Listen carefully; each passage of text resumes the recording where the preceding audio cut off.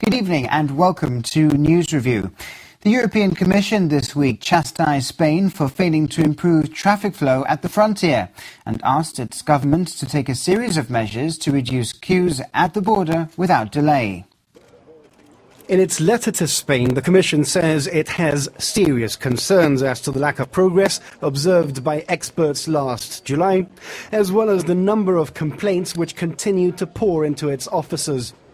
It says, for example, that citizens reported 5-hour queues on the 11th and 15th of June, which it considers disproportionate. The Commission letter, signed by Director General for Home Affairs, Matthias Ruert, sets out a series of new measures, which he says the Commission expects progress on within 3 months. It also expects the frontier flow works to be completed by next summer. In its annex to the letter, the Commission explains that there are periods during the day in which 100% of vehicles crossing the frontier are checked, and other periods during which 20 to 50% are checked. It says the latter should only be done on an exceptional basis, and the former abolished entirely, as it is not compatible with the risk-based profiling advocated by the Commission for anti-tobacco smuggling operations. The Commission says stringent checks for vehicles coming into Gibraltar aren't justified and therefore they should be reduced or abolished altogether.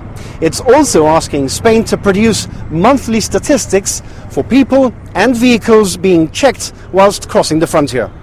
It also asks Spain to take advantage of the development of new infrastructure to develop cross-border joint policing operations and constructive dialogue between Spanish and Gibraltarian authorities. Meanwhile, the Chief Minister said the Gibraltar and UK governments are absolutely vindicated in their approach to dealing with Spain's border harassment. Reacting to the European Commission's letter to Spain, Fabian Picardo said he always maintained that fighting Gibraltar's cause in Europe was a marathon, not a sprint, and believes that we are now seeing results. Jonathan Sacramento spoke to the Chief Minister.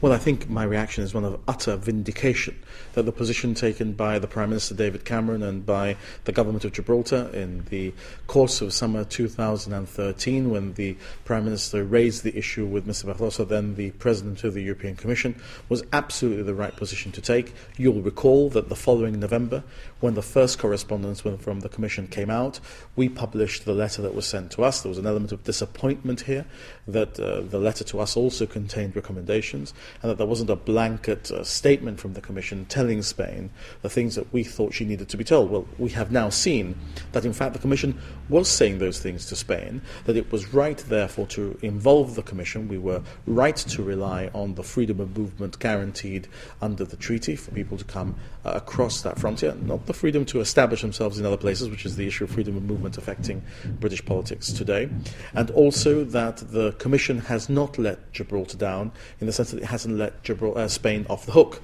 And we now all can clearly understand why it was that Spain itself was not publishing these letters. Also this week, former Governor Sir Adrian Jones launched the new Royal Gibraltar Police Command vessel, which has been named after him. The Chief Minister also inaugurated the new Gibraltar Government Marine Station, which will serve as headquarters for both the RGP and Defence Police for marine operations. Together, the two projects have cost just over £2 million.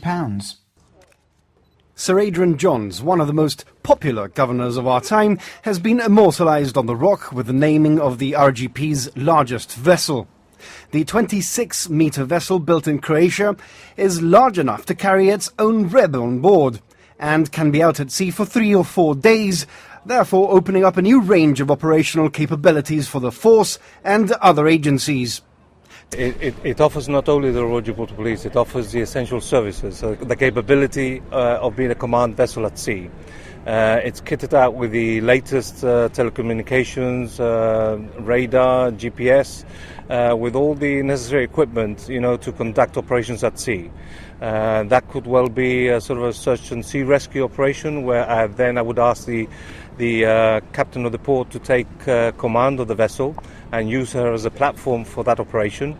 It could well be that there is a fire on board a sort of a vessel at anchor, or like we had at the tanks at North Mole, and then I would ask the chief fire officer to instruct one of his station officers to take command of the vessel as a platform vessel, as a command vessel to conduct and operate the operation at hand.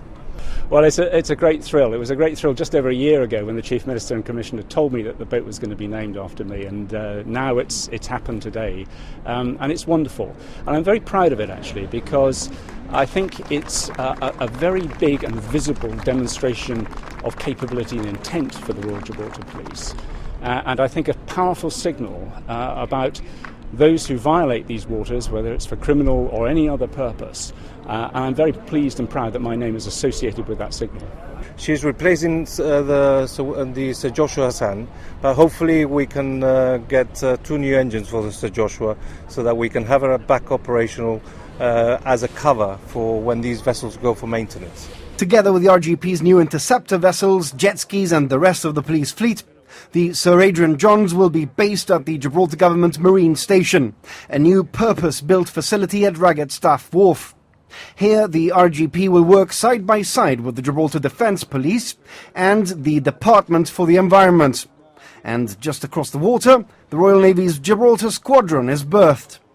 Well, it's an absolute pleasure to have the opportunity to both open this new marine facility and see Sir Adrian launch the Sir Adrian Jones, because I think this is the sort of type of asset that our marine police need, the seniority that they need to be able to display at sea with a vessel like the Adrian Jones, and the ability to be able to conduct their affairs on land, not in the sort of environment in which they were in before. This is what they needed. This is what Eddie Yomi made very clear his officers required to do the job that we asked them to do at peril at sea, and this is what the government has provided.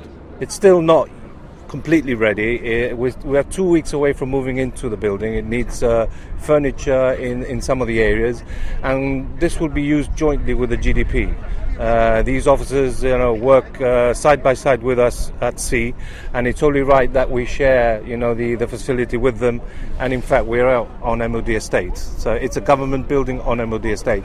So it's right that we do share, and both the work at sea, but both, the good facility that we have now on land. Both the Chief Minister and the Commissioner of Police praised the work of the Gibraltar project manager, Damien Muscat, and his team in getting this project off the ground so quickly and efficiently.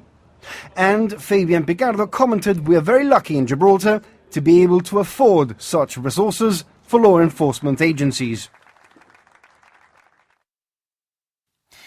No vessel has been searched by wildlife wardens despite new legislation giving them the power and the purchase of 2 vessels for the Department of the Environment. This was revealed in Parliament Thursday morning, with the Minister for the Environment saying the role was a new one and was being developed. Questions on tourism and public transport were also on the agenda. The Minister explained the warden's ability to go out to sea had only been possible over the past few months, and said the role would include monthly coastal monitoring and marine surveillance. Dr. John Cortes said the wardens had the power to follow up possible infractions of the Nature Protection Act, but no powers of arrest.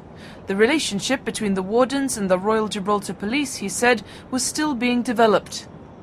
But Mr. Speaker, so therefore, is he accepting that when he said in his manifesto, they said in their manifesto, that they would put an end to illegal fishing in our waters, immediately, that they were misleading the people of Gibraltar? Because quite clearly, Mr. Speaker, he's already admitted that illegal fishing in British Gibraltar territorial waters is occurring today. Mr. Speaker, the steps taken to protect and enhance marine life in British Gibraltar territorial waters started immediately. They may not have been the steps that clearly the members opposite want to see with whatever intention they have, but I am convinced that already the state of marine life in Gibraltar waters is improved to the one that I inherited and will be improved further.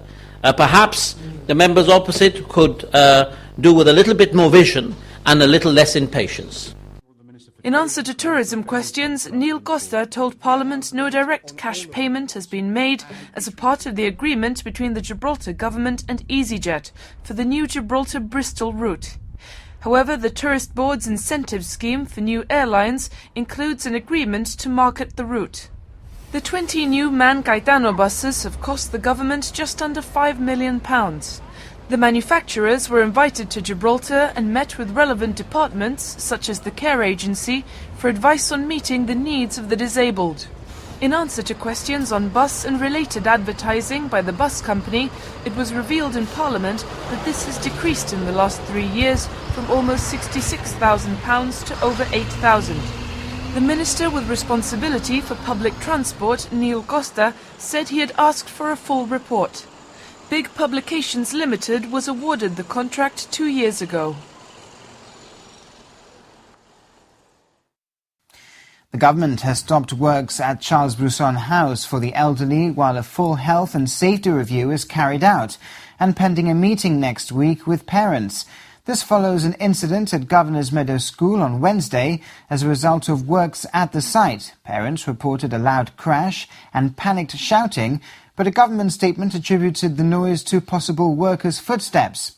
The GST opposition is calling for an investigation. In a statement today, the government says it's investigated the incident. It claims that at the time, a couple of health and safety operators were on top of the steel protection structure that had been constructed above the school roof. A secondary netting protection was being installed and timber planks were being used as spreaders. It today says the noise heard was caused by the movement or placing of the timber planks on the steel, but adds it's been assured that these did not fall onto the steel structure from a height. It adds the technical advice to government is that all necessary health and safety procedures are in place, but says it's not the first time that works of this nature take place next to a school and that the safety procedures to follow are already tried, tested and improved. However, it states the concerns of parents and others are perfectly understandable, with the Minister of Education, Gilbert Likudi, visiting the school this morning to listen to these.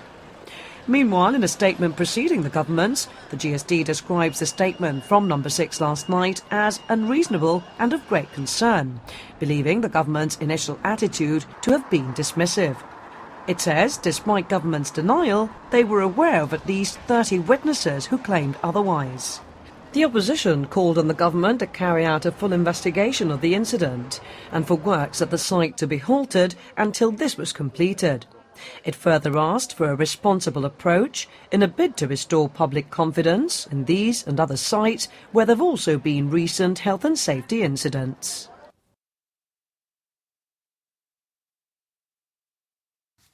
And we'll be back with more of this week's news after this break.